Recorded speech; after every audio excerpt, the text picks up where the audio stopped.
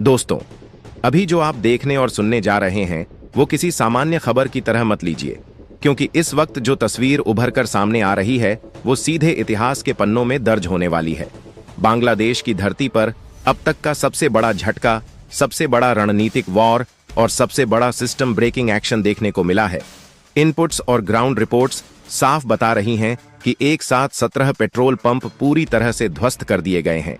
आग की लपटें दूर दूर तक देखी जा रही हैं। सप्लाई लाइन टूट चुकी है और पूरे बांग्लादेश में खलबली मची हुई है।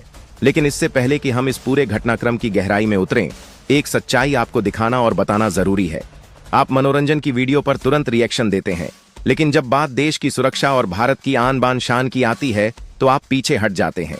अगर आप सच में भारत से प्यार करते हैं तो अभी चैनल को सब्सक्राइब कीजिए, वीडियो को लाइक कीजिए और कमेंट में कम से कम भारत माता की जय जरूर लिखिए, क्योंकि यह सिर्फ वीडियो नहीं बल्कि भारत की आवाज है। और अब समझिए कि हालात यहां तक पहुंचे कैसे। भारत ने हमेशा संयम का परिचय दिया, शांति को प्राथमिकता दी और पड़ोसी धर्म निभाया। लेकिन जब बार बार उकसावे हों, जब सीमाओं के साथ खिलवाड़ किया जाए, जब देश की सबसे संवेदनशील जीवन रेखा पर आंख डाली जाए, तब चुप रहना कायरता बन जाता है। जिस बांग्लादेश को कभी भारत ने अपने खून पसीने से खड़ा किया था, उसी बांग्लादेश की धरती से भारत को घेरने की साजिशें रची जा रही थीं। चिकन नेक जैसे नाजुक कॉरिडोर को काटने की बात खुलेआम होने लगी थी, और यही वो बिंदु था जहां भारत ने तय किया कि अब चेतावनी नहीं बल्कि सीधा एक्शन होगा। बीते कुछ दिनों में सीमा पार जो गतिविधियां तेज हुईं, वो किसी सामान्य सैन्य अभ्यास का हिस्सा नहीं थीं। खुफिया एजेंसियों को लगातार इनपुट मिल रहे थे कि ईंधन और लॉजिस्टिक्स से जुड़े कुछ ठिकानों पर असामान्य हलचल है, और यह हलचल किसी बड़े प्लान की ओर इशारा कर रही थी। और जब किसी भी युद्ध या टकराव में दुश्मन की तैयारी उसकी सप्लाई से शुरू होती है तो उसे वहीं रोकना सबसे बड़ा मास्टर स्ट्रोक होता है। इसी सोच के साथ एक बेहद सटीक और सीमित लेकिन जबरदस्त असर वाला ऑपरेशन प्लान किया गया। सबसे पहले उन इलाकों को निष्क्रिय किया गया जो लंबे समय से भारत विरोधी गतिविधियों के केंद्र बने हुए थे। इसके बाद वो वॉर हुआ जिसने पूरे समीकरण को पलट दिया। 17 ऐसे पेट्रोल और फ्यूल सप्लाई पॉइंट्स को एक साथ निशाना बनाया गया जो सिर्फ आम नागरिकों के लिए नहीं बल्कि बांग्लादेश की सैन्य मशीनरी के लिए जीवन रेखा माने जाते थे। यह कोई साधारण पेट्रोल पंप नहीं थे, बल्कि वो नोड्स थे जिनसे सैकड़ों चेक पोस्ट और यूनिट्स को ईंधन पहुंचाया जाता था। और जैसे ही ये सप्लाई कटी, उसका असर मिनटों में दिखने लगा। गाड़ियां जहां थीं वहीं रुक गईं, ट्रक आगे नहीं बढ़ सके, जनरेटर बंद होने लगे और कम्युनिकेशन सिस्टम लड़खड़ाने लगे। आधुनिक युद्ध में बिना ईंधन के टैंक लोहे का ढेर बन जाते हैं और बिना फ्यूल के फाइटर जेट्स रनवे पर खड़े शोपीस बनकर रह जाते हैं। यही वजह है कि बांग्लादेश के भीतर अफरा तफरी का माहौल है। प्रशासनिक स्तर पर घबराहट है, बयान बदल रहे हैं, पहले इनकार, फिर भ्रम और अब नुकसान को कम दिखाने की कोशिश। लेकिन सच्चाई को ज्यादा देर छुपाया नहीं जा सकता, क्योंकि जब सप्लाई लाइन टूटती है तो पूरा सिस्टम खुद बोलने लगता है। और यही इस एक्शन का सबसे बड़ा असर है। यह सिर्फ भौतिक नुकसान नहीं बल्कि मानसिक झटका भी है। रिपोर्ट्स इशारा कर रही हैं कि अग्रिम इलाकों में तैनात कई यूनिट्स का मनोबल बुरी तरह गिर चुका है। पीछे हटने की चर्चाएं शुरू हो गई हैं, और युद्ध में यह मोड़ सबसे खतरनाक माना जाता है, क्योंकि यहां से लड़ाई हथियारों से ज्यादा दिमाग और डर के बल पर लड़ी जाती है। भारत ने यह साफ कर दिया है कि अब वह सिर्फ अपनी सीमाओं की रक्षा नहीं करेगा, बल्कि उन साजिशों को जड़ से उखाड़ फेंकेगा जो भारत को अंदर से कमजोर करने की कोशिश करती हैं। और यह संदेश सिर्फ बांग्लादेश तक सीमित नहीं है, बल्कि उन तमाम ताकतों तक पहुंच चुका है जो पर्दे के पीछे से खेल खेलने की कोशिश कर रही थीं। भूगोल इस पूरे खेल में सबसे अहम भूमिका निभाता है। जिस तरह भारत के चिकन नेक को लेकर बातें होती रही हैं, उसी तरह सीमा पार भी कुछ बेहद संवेदनशील पट्टियां मौजूद हैं जिन पर नियंत्रण पूरे इलाके की तस्वीर बदल सकता है। और यही कारण है कि रणनीतिक विशेषज्ञ मानते हैं कि अगर उकसावे जारी रहे तो आने वाले समय में सुरक्षा समीकरण पूरी तरह बदल सकते हैं। और यह बदलाव सिर्फ नक्शे पर नहीं बल्कि जमीन पर दिखाई देगा। इस पूरे घटनाक्रम ने यह भी साबित कर दिया है कि भारत की नीति में अब निर्णायक बदलाव आ चुका है। अब फाइलें नहीं खुलती, अब फैसले लिए जाते हैं, अब इंतजार नहीं होता बल्कि पहल की जाती है। और यही वजह है कि यह कहानी यहीं रुकने वाली नहीं है, क्योंकि जो कुछ हुआ है वो सिर्फ शुरुआत है। कई परतें अभी खुलनी बाकी हैं, कई सच्चाइयां अभी सामने आनी हैं, और जैसे जैसे तस्वीर साफ होती जाएगी वैसे वैसे यह भी साफ होगा कि यह टकराव सिर्फ एक देश तक सीमित नहीं बल्कि पूरे क्षेत्र के भविष्य को प्रभावित करने वाला है, और इसी कारण आगे जो सामने आने वाला है वो और भी ज्यादा चौंकाने वाला हो सकता है। और अब जब शुरुआती झटके के बाद धुएं का गुब्बार थोड़ा छंटने लगा है, तब असली तस्वीर धीरे धीरे सामने आ रही है कि यह सिर्फ कुछ ठिकानों पर किया गया हमला नहीं था, बल्कि एक बेहद सोच समझकर रचा गया रणनीतिक जाल था जिसमें दुश्मन खुद फंसता चला गया। पिछले कई महीनों से सीमा पार जिस तरह की गतिविधियां देखी जा रही थीं, उन्हें अगर अलग अलग करके देखा जाए तो शायद वे सामान्य लगतीं, लेकिन जब उन सभी को जोड़कर देखा गया तब यह साफ हो गया कि यह किसी बड़े प्लान का हिस्सा है। ईंधन डिपो के आसपास अचानक बढ़ी आवाजाही, कुछ खास रातों में ट्रकों का आना जाना, असामान्य समय पर जनरेटर और लाइटिंग का चालू होना और सोशल मीडिया पर एक साथ भारत विरोधी नैरेटिव का उफान, यह सब संयोग नहीं हो सकता। और यहीं पर भारतीय खुफिया तंत्र ने तस्वीर पढ़ ली थी कि आने वाले समय में भारत की जीवन रेखा को बाधित करने की कोशिश की जा सकती है, और जब दुश्मन आपकी नस पकड़ने की सोच ले तब उससे पहले उसकी सांस की नली पर हाथ रखना ही सबसे सही रणनीति होती है। यही वजह है कि इस पूरे ऑपरेशन में सबसे ज्यादा फोकस हथियारों या चौकियों पर नहीं बल्कि सप्लाई नेटवर्क पर रखा गया, क्योंकि इतिहास गवाह है कि बिना सप्लाई के कोई भी सेना चाहे कितनी भी बड़ी क्यों ना हो, ज्यादा देर टिक नहीं सकती। और यही सोच इस पूरे अभियान की रीढ़ बनी।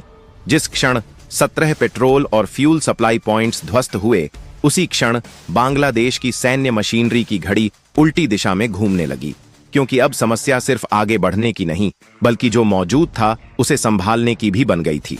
कई जगहों पर तैनात यूनिट्स को अचानक यह एहसास हुआ कि उनके पास सीमित ईंधन बचा है, और अगर हालात बिगड़े तो उन्हें या तो पीछे हटना होगा या फिर वहीं जमे रहना होगा, और युद्ध के हालात में दोनों ही विकल्प खतरनाक होते हैं। यही कारण है कि कुछ ही घंटों में वहां के प्रशासनिक ढांचे में हड़कंप मच गया। स्थानीय अधिकारियों के पास ऊपर भेजने के लिए कोई स्पष्ट रिपोर्ट नहीं थी, क्योंकि ग्राउंड रियलिटी हर घंटे बदल रही थी। कहीं वाहन जाम हो चुके थे, कहीं हथियार तो मौजूद थे लेकिन उन्हें खींचने या ले जाने के साधन नहीं थे, और कहीं कहीं तो स्थिति यह बन गई कि निगरानी चौकियां केवल नाम की रह गईं, क्योंकि वहां मौजूद स्टाफ के पास न तो पर्याप्त संसाधन थे और न ही स्पष्ट निर्देश। यह पूरा दृश्य एक ऐसे सिस्टम की तरह था जिसकी बिजली अचानक काट दी गई हो। बाहर से सब कुछ खड़ा दिखाई दे रहा हो लेकिन अंदर से सब ठप हो चुका हो, और इसी ठहराव का फायदा भारत ने रणनीतिक स्तर पर उठाना शुरू किया, क्योंकि जब सामने वाला असमंजस में होता है तब हर सेकंड कीमती होता है। इसी बीच जो दूसरी बड़ी बात सामने आई वह यह कि यह कार्रवाई किसी भी तरह से अंधाधुंध नहीं थी। न तो आम नागरिक इलाकों को निशाना बनाया गया और न ही ऐसी कोई हरकत की गई जिससे अंतर्राष्ट्रीय स्तर पर तुरंत उंगलियां उठ सकें। यह एक साफ संदेश देने वाली सीमित लेकिन निर्णायक कार्रवाई थी, और यही कारण है कि वैश्विक मंच पर भी प्रतिक्रियाएं बेहद संभली हुई रहीं। किसी ने खुलकर विरोध नहीं किया, क्योंकि सभी को यह दिख रहा था कि मामला उकसावे और सुरक्षा से जुड़ा है, और इसी चुप्पी ने दुश्मन के लिए हालात और भी कठिन बना दिए, क्योंकि जब बाहरी समर्थन की उम्मीद भी कमजोर पड़ जाए तब अंदरूनी दबाव कई गुना बढ़ जाता है, और यही दबाव अब वहां की सत्ता संरचना में दिखने लगा है। बयान बदल रहे हैं। पहले यह कहा गया कि कुछ नहीं हुआ, फिर यह कि मामूली नुकसान हुआ, और अब धीरे धीरे यह स्वीकार किया जाने लगा है कि सप्लाई नेटवर्क को गंभीर क्षति पहुंची है। लेकिन तब तक बहुत देर हो चुकी थी, क्योंकि नुकसान केवल भौतिक नहीं था, यह मानसिक और रणनीतिक भी था। और अब जब ईंधन की समस्या सामने आई तो अगला सवाल उठा कि वैकल्पिक व्यवस्था कैसे की जाए, और यहीं पर भूगोल एक बार फिर निर्णायक बन गया, क्योंकि जिन वैकल्पिक स्रोतों की बात की जा रही है वे सैकड़ों किलोमीटर दूर हैं, और उन तक पहुंचने के रास्ते भी पूरी तरह सुरक्षित नहीं हैं। ऐसे में बड़े बड़े टैंकरों को सीमावर्ती इलाकों तक लाना न सिर्फ समय लेने वाला है बल्कि जोखिम भरा भी है, और युद्ध जैसी स्थिति में जब हर मूवमेंट पर नजर रखी जा रही हो तब यह जोखिम कई गुना बढ़ जाता है। और यही वजह है कि कई जगहों पर निर्णय लेने वाले अधिकारी हाथ पर हाथ रखे बैठे दिखाई दिए, क्योंकि उनके पास तत्काल कोई व्यवहारिक समाधान नहीं था। इस पूरे घटनाक्रम ने यह भी उजागर कर दिया कि आधुनिक युद्ध सिर्फ मोर्चे पर नहीं बल्कि लॉजिस्टिक्स और सप्लाई रूम्स में जीता या हारा जाता है, और भारत ने इस सच्चाई को पूरी तरह आत्मसात कर लिया है। इसी दौरान जमीनी रिपोर्ट्स यह भी बताने लगीं कि कुछ अग्रिम इलाकों में तैनात जवानों के बीच भ्रम और डर का माहौल बनने लगा है। जब ऊपर से स्पष्ट आदेश न आए और नीचे संसाधन खत्म होने लगें, तब मनोबल पर सीधा असर पड़ता है। और यही स्थिति अब कई जगहों पर देखने को मिल रही है। और मनोबल टूटना किसी भी सैन्य ढांचे के लिए सबसे बड़ा खतरा होता है, क्योंकि हथियार बाद में काम आते हैं। पहले दिमाग और हौसला काम करता है, और जब वही डगमगा जाए तब पूरी संरचना लड़खड़ा जाती है। और भारत की रणनीति का यही सबसे बड़ा मनोवैज्ञानिक पहलू है कि उसने बिना बड़ी लड़ाई लड़े ही सामने वाले को सोचने पर मजबूर कर दिया है कि अगला कदम क्या होगा। और यही अनिश्चितता सबसे खतरनाक हथियार होती है, क्योंकि इससे गलत फैसले होने की संभावना बढ़ जाती है। और इसी अनिश्चितता के बीच कुछ ऐसे इनपुट भी सामने आने लगे हैं जो यह संकेत देते हैं कि इस पूरे तनाव के पीछे सिर्फ स्थानीय कारण नहीं थे, बल्कि कुछ बाहरी तत्व भी थे जिन्होंने माहौल को गर्म करने की कोशिश की। और जब सच्चाई की परतें खुलने लगीं, तब यह भी समझ में आने लगा कि क्यों अचानक भारत विरोधी गतिविधियां तेज हुईं, क्यों एक ही समय पर कई मोर्चों पर दबाव बनाने की कोशिश की गई, और क्यों ईंधन और सप्लाई से जुड़े ठिकानों पर इतनी गतिविधि थी। लेकिन अब जब यह नेटवर्क टूट चुका है, तो उन सारी योजनाओं की रीढ़ भी टूट गई है। और यही कारण है कि अब घटनाक्रम एक नए चरण में प्रवेश कर चुका है, जहां सवाल यह नहीं रह गया कि क्या हुआ, बल्कि यह बन गया है कि आगे क्या होगा। और यही सवाल इस पूरे क्षेत्र की राजनीति और सुरक्षा समीकरण को नई दिशा देने वाला है, क्योंकि जब एक बार संतुलन टूट जाता है तो उसे पुराने तरीके से बहाल करना आसान नहीं होता। और इसी बदलते संतुलन के साथ कहानी आगे बढ़ती चली जा रही है, और अभी बहुत कुछ सामने आना बाकी है।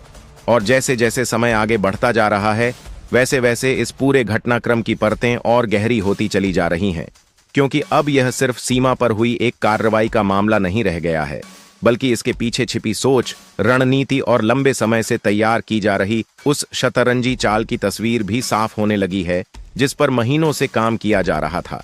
जिन इनपुट्स को पहले महज चेतावनी मानकर नजरअंदाज किया जा रहा था, अब वही इनपुट्स एक एक करके सही साबित होते दिख रहे हैं।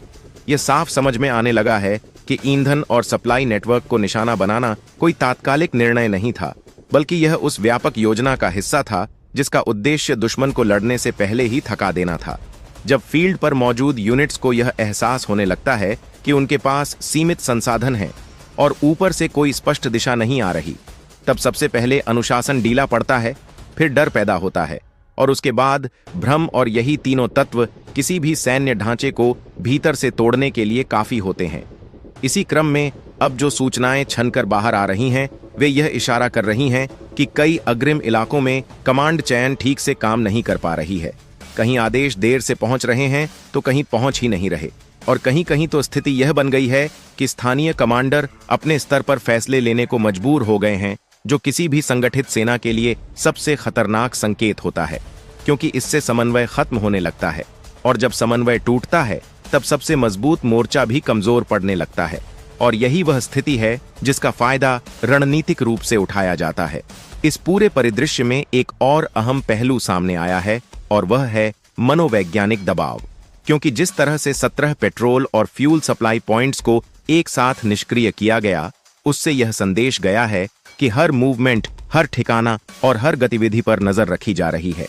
और जब यह एहसास दुश्मन के दिमाग में बैठ जाता है, तब वह हर कदम उठाने से पहले 10 बार सोचने लगता है।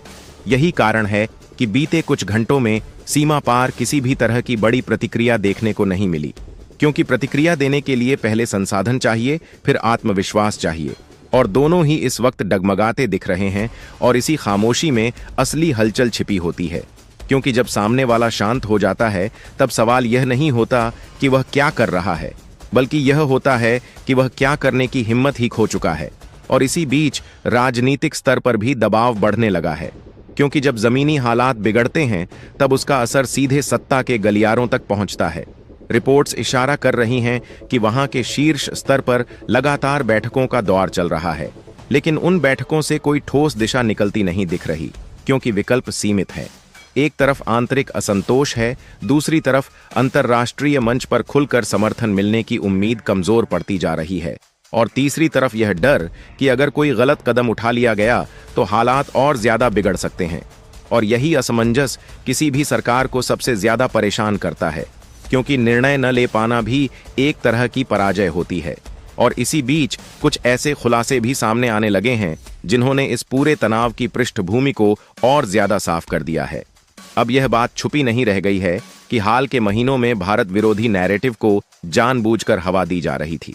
कुछ घटनाओं को तोड़ मरोड़ कर पेश किया गया, कुछ अफवाहों को संगठित तरीके से फैलाया गया और कुछ समूहों को खुली छूट दी गई ताकि माहौल लगातार गर्म बना रहे। और इसी माहौल की आड़ में संवेदनशील इलाकों के आसपास गतिविधियां तेज की गईं।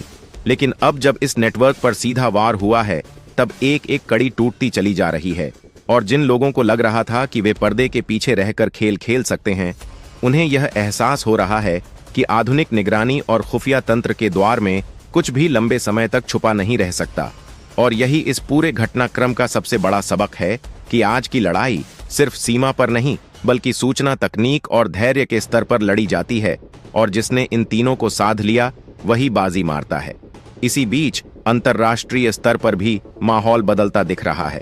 पहले जहां सब कुछ धुंधला था, अब वहां सावधानी भरे संकेत नजर आने लगे हैं। बड़े देश सीधे किसी का पक्ष लेने से बच रहे हैं और यह अपने आप में एक संकेत है, क्योंकि जब कोई खुलकर विरोध नहीं करता तो उसका मतलब होता है कि कहानी के दोनों पहलुओं को समझा जा रहा है। और यहाँ यह भी देखा जा रहा है कि किसने पहले उकसाया और किसने बाद में प्रतिक्रिया दी। और इसी संतुलित नजरिए के कारण अब दबाव उस तरफ ज्यादा बढ़ता दिख रहा है जहां से तनाव की चिंगारी भड़की थी।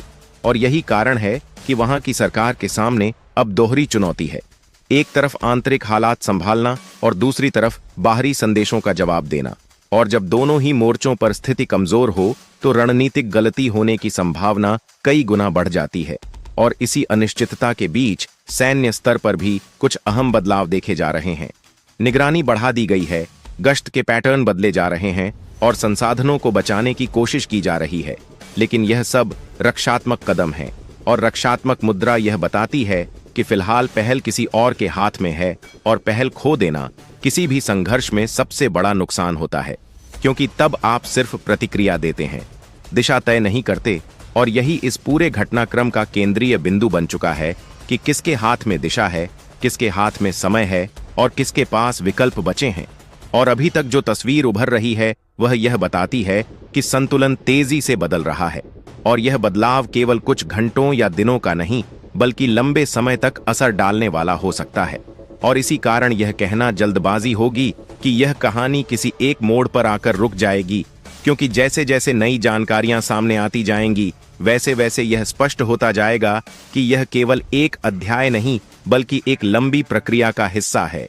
और अगले चरण में क्या सामने आएगा यह आने वाला समय बताएगा, क्योंकि मैदान अभी पूरी तरह शांत नहीं हुआ है। और जब मैदान शांत नहीं होता तब संभावनाएं हमेशा खुली रहती हैं और यही संभावनाएं इस पूरे घटनाक्रम को और आगे ले जाने वाली हैं। और अब जब यह पूरा घटनाक्रम अपने सबसे संवेदनशील और निर्णायक चरण में प्रवेश करता दिखाई दे रहा है, तब सबसे बड़ा सवाल यह नहीं रह जाता कि क्या हुआ, बल्कि यह बन जाता है कि इसका असर आने वाले दिनों, महीनों और वर्षों में किस दिशा में जाएगा। क्योंकि इतिहास में कई बार ऐसा देखा गया है कि कुछ घटनाएं तुरंत खत्म होती नहीं बल्कि धीरे धीरे पूरे क्षेत्र की सोच, रणनीति और संतुलन को बदल देती हैं। और अभी जो संकेत मिल रहे हैं वे यही बता रहे हैं कि यह मामला भी उसी श्रेणी में आता है। अब तक जो कुछ सामने आया है उससे यह साफ हो चुका है कि इस पूरे प्रकरण ने न सिर्फ सैन्य बल्कि राजनीतिक और कूटनीतिक स्तर पर भी एक नई लकीर खींच दी है। सीमा पार हालात को संभालने की कोशिशें जारी हैं, लेकिन वे प्रयास ज्यादातर प्रतिक्रियात्मक हैं, जबकि दूसरी ओर पहल का लाभ अभी भी बना हुआ है। और यही पहल किसी भी टकराव में सबसे अहम होती है, क्योंकि पहल के साथ ही दिशा और समय दोनों आपके हाथ में होते हैं। और जब समय आपके पक्ष में हो तो बड़े से बड़े समीकरण भी बदलने लगते हैं।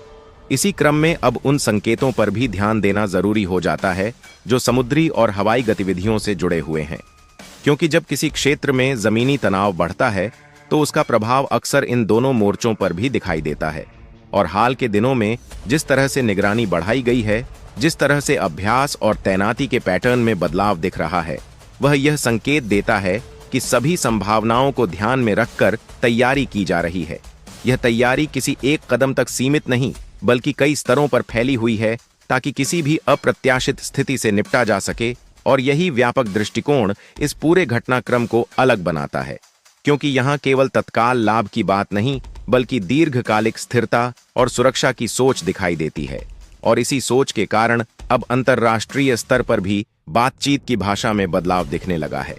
पहले जहां बयान सामान्य और औपचारिक होते थे, अब वहां शब्दों में सावधानी और संकेतों में गंभीरता नजर आने लगी है, क्योंकि सभी यह समझ चुके हैं कि मामला संवेदनशील है और किसी भी तरह की जल्दबाजी हालात को और बिगाड़ सकती है। और इसी संतुलन के बीच यह भी साफ होता जा रहा है कि भविष्य में किसी भी तरह के उकसावे को पहले जैसी अनदेखी नहीं मिलेगी, क्योंकि अब एक मिसाल बन चुकी है और मिसालें अक्सर नीति का रूप ले लेती हैं। इसी दौरान अंदरूनी स्तर पर भी कई चर्चाएं तेज हुई हैं, जहां यह आकलन किया जा रहा है कि इस पूरे घटनाक्रम ने किस तरह से सुरक्षा सोच को नए सिरे से परिभाषित किया है। अब ध्यान केवल सीमाओं की रक्षा पर नहीं बल्कि उन कारकों पर भी दिया जा रहा है जो सीमा से दूर रहते हुए भी खतरा पैदा कर सकते हैं, जैसे सप्लाई नेटवर्क, सूचना, युद्ध और मनोवैज्ञानिक दबाव। और इन सभी मोर्चों पर तैयारी का स्तर बढ़ना यह बताता है कि भविष्य की चुनौतियों को सिर्फ पारंपरिक तरीके से नहीं बल्कि बहुआयामी दृष्टिकोण से देखा जा रहा है। और यही बदलाव इस दौर की पहचान बनता जा रहा है, क्योंकि आज का संघर्ष केवल हथियारों की भिड़ंत नहीं बल्कि धैर्य, तकनीक और निर्णय क्षमता की परीक्षा भी है। और इसी परीक्षा में जो पक्ष खुद को बेहतर तरीके से ढाल लेता है वही लंबे समय तक बढ़त बनाए रखता है।